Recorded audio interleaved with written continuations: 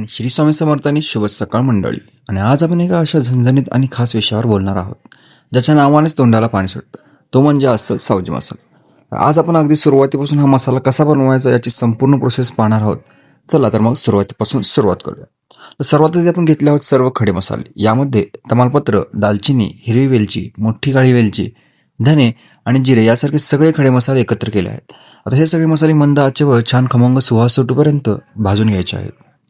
आता वेळ येते ती म्हणजे सावजी मसाल्याची मुख्य ओळखीची, म्हणजेच त्याच्या स्पायसीनेसची. पुढची प्रोसेस तुम्हाला मी सांगतच आहे, तर त्याआधी मला तुम्हाला थोडं सांगायचं आहे. तर लास्ट व्लॉगमध्ये देखील तुमचं प्रेम मला खूपच मिळालं आणि कमेंट करून तुम्हाला नक्की सांगायचं आहे हा व्लॉग कसा वाटतो, व्लॉग बघायला कसे वाटतात आणि तुम्हाला कोणकोणत्या रेसिपीज हव्या. आणि आत्ता वेळ येते ती म्हणजे सावजी मसाल्याची मुख्य ओळखीची, म्हणजेच त्याच्या स्पायसीनेसची.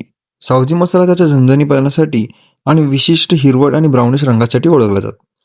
यासाठी आपण घेतल्या आहेत हिरव्या मिरच्या आणि या मिरच्या छान रोस्ट करून झाल्यानंतर यात आपण ॲड करणार आहोत ते म्हणजेच फ्रेश कोथिंबीर.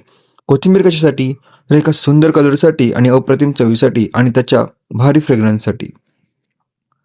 हे सगळे मसाले छान भाजून झाल्यानंतर यामध्ये खोबरं, खसखस वगैरे सर्व साहित्य घालून हे मिश्रण एकत्र पिसून घ्यायचं आणि त्यानंतर हा मसाला परत छान उकळून घ्यायचा.